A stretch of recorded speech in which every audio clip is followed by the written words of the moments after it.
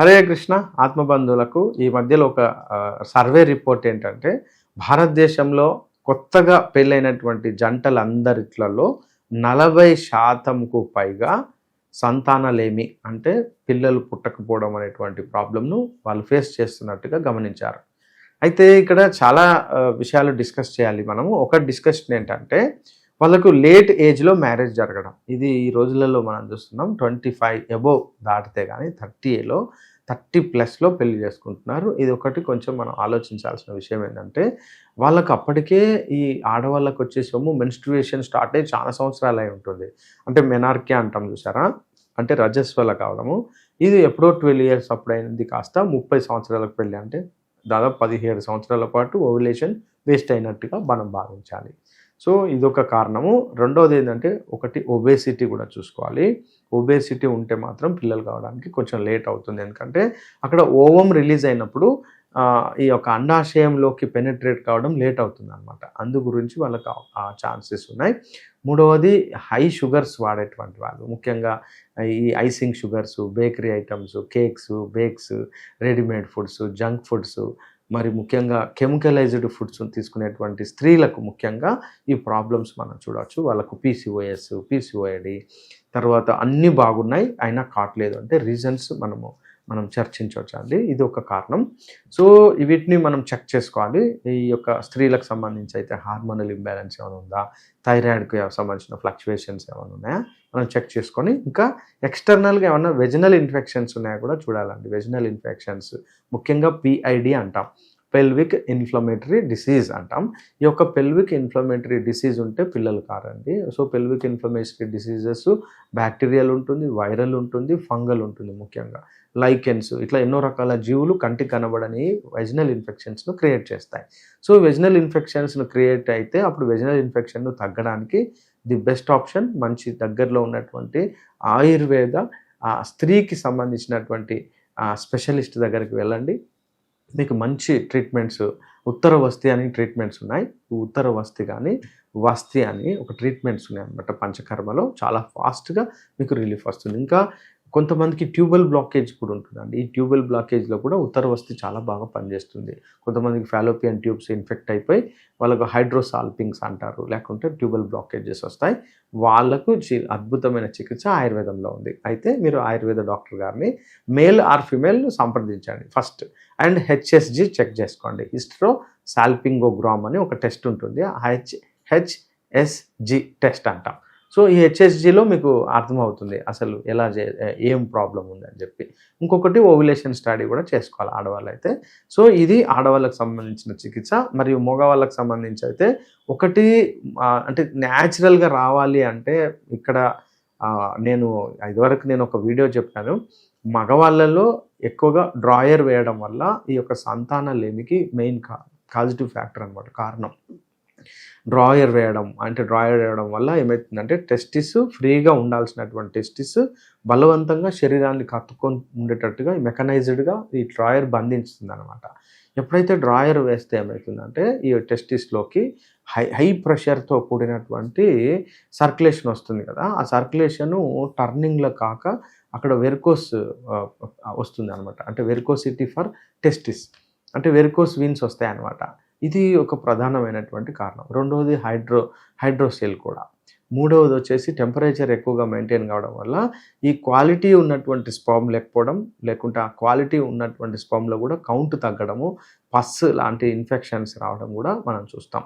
అయితే ఆడవాళ్ళలో ఏదైనా ఇన్ఫెక్షన్ వచ్చింది అనుకోండి, స్త్రీలకు సంబంధించిన జననేంద్రియాలకు సంబంధించిన ఇన్ఫెక్షన్ చాలా ఫాస్ట్గా వస్తుందండి. ఫాస్ట్గా తగ్గించవచ్చు. ఎందుకంటే యూరిన్ యొక్క దారి 2 సెంటీమీటర్ల కంటే ఎక్కువ ఉండదన్నమాట ఆడవాళ్ళలో.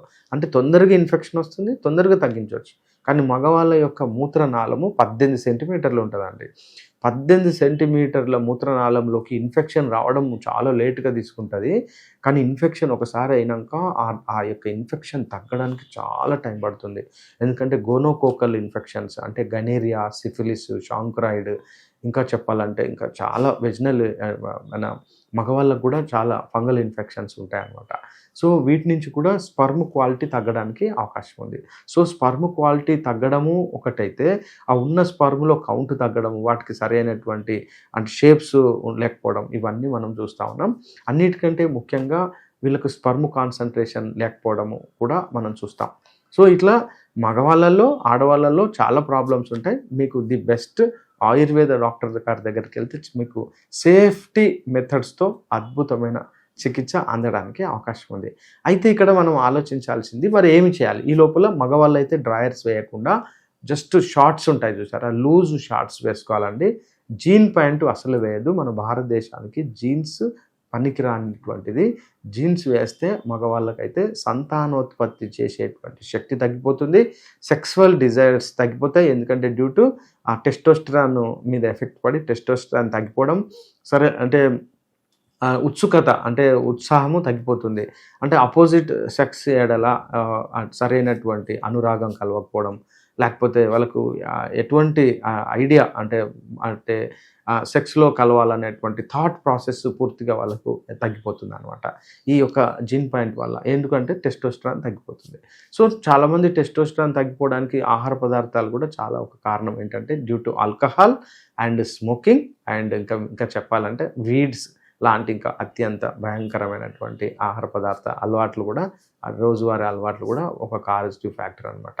సో ఇవన్నిటిని తగ్గిస్తే, తీసేస్తే తప్ప ఈ మగవాళ్ళలో సెమెన్ క్వాలిటీ పెంచలేము, ఇటు ఆడవాళ్ళలో ఓవమ్ క్వాలిటీ పెంచలేము, అంటే తీసుకురాలేము. ఇదంతా చేయాలంటే మీరంతా అంటే అంటే పిల్లలు కావాలి అనుకున్నప్పుడు మీరు ఒక 1 ఇయర్ ముందు నుంచే ప్రిపరేషన్ కావాలండి. ఆయుర్వేదంలో ఏం చెప్తారంటే 9 మంత్స్ ముందు పిల్లలు కావడానికి చికిత్సా విధానాలు స్టార్ట్ చేస్తారు. దాన్ని వేద గర్భ అంటారు. వేద గర్భ అంటే ఎవరికైనా పిల్లలు కావాలనుకున్నప్పుడు 9 మంత్స్ ముందు వాళ్ళు mentally preparation and physical preparation జరుగుతుందన్నమాట. ఈ మెంటల్ అండ్ ఫిజికల్ ప్రిపరేషన్లో చెప్పినట్టుగా కనుక చేస్తే మీరు ఏ విధమైనటువంటి పిల్లలు కావాలనుకుంటారో అలాంటి పిల్లల్ని మనం పొందవచ్చు అని చెప్పి ఆయుర్వేదంలో ఎన్నో అద్భుతాలు మనము చూడవచ్చు. అంటే శాస్త్రంలో ఎన్నో దృష్టాంతాలు అంటే ఎగ్జాంపుల్స్ ఉన్నాయి. అయితే ఇప్పుడు మేము కూడా ఇదొకటి అబ్జర్వ్ చేసింది ఏంటంటే డాక్టర్ హితేష్ జానీ గారు అని చెప్పి ఒక డాక్టర్ గారు, ఆయన ప్రిన్సిపాల్ అనమాట, ఆయుర్వేద ప్రిన్సిపాల్ ఇన్ జామ్నగర్. వాళ్ళ టీమ్ తోటి ఒక రీసెర్చ్ చేశారు. ఒక 1000 మెంబర్స్ను, పిల్లలు కానటువంటి దంపతులను ఈ ఒక వేద గర్భ అనేటువంటి చికిత్సా విధానంలో వాళ్ళు ట్రయల్ చేసి వాళ్ళ నుంచి సంతానాన్ని పొందించారు. ఆ అందరు పిల్లల యొక్క డేటా ఏంటంటే తల్లిదండ్రులు ఏ విధంగా అయితే అనుకున్నారో ఆ పిల్లల యొక్క లక్షణాలతో కూడినటువంటి పిల్లలు మరియు ఆరోగ్యం కూడా అలా వచ్చినారనమాట. ఇది ఆయుర్వేదంలో జరిగినటువంటి ఒక అద్భుతము. దాన్ని మనం స్టడీ చేయొచ్చు. సో మీరు నార్మల్గా పిల్లలు కావాలి అనుకున్నప్పుడు దయచేసి మీరు ఒక 1 ఇయర్ ముందు ప్రీ ప్లాన్ కండి. మరియు పేరెంట్స్, తల్లికి ఎంత బాధ్యత ఉందో తండ్రికి కూడా అంతే బాధ్యత ఉంది. మగవాళ్ళు మరి ఆడవాళ్ళు సమానంగా ఈ యొక్క విషయంలో చాలా జాగ్రత్తలు తీసుకోవాలి. రెండవది, మీరు ఎటువంటి అలవాట్లు మీకున్నాయో అటువంటి అలవాట్లు, మానసికమైన శారీరకమైన అలవాట్లు పిల్లలకు వచ్చేస్తాయండి. సో ఇది ఆటోమేటిక్గా జరిగిపోతుంది. అప్పుడు మీరు ఎంత హార్డ్ వర్క్ చేసి అంటే ఎంతో ఉన్నతంగా ఎదిగినా కూడా పిల్లలు సరిగా చెప్పినట్టు వినకుండా అంటే పెంకిగా ఉండడము, సరిగా మీలాంటి ఆలోచన విధానం లేనటువంటి పిల్లల్ని మనం చూసినప్పుడు ఎంతోమంది తల్లిదండ్రులను ఆ బాధలు మనం చూస్తూ ఉన్నాం. ఎందుకంటే తల్లిదండ్రులు అందరూ ఒక మూడ్ ఉంటే పిల్లలందరూ ఒక మూడ్లో పెరగడం. రీజన్ ఏంటంటే పిల్లలు పుట్టడానికి ముందు తల్లిదండ్రులు చేసినటువంటి తప్పుల వల్ల ఇట్లాంటి పరిస్థితులు వస్తాయి. సో దీనికి బెస్ట్ ఏంటంటే ఒక మంచి కౌన్సిలర్, ఆయుర్వేద డాక్టర్ గారి యొక్క మంచి కౌన్సిలింగ్ తీసుకొని ఆహార నియమాలను పాటిస్తూ మరియు సంతానానికి సంబంధించినటువంటి అద్భుతమైన చికిత్సా విధానాలు ఆయుర్వేదంలో ఉన్నాయి. దయచేసి ఆయుర్వేదాన్ని ఉపయోగించుకోండి. హరే కృష్ణ.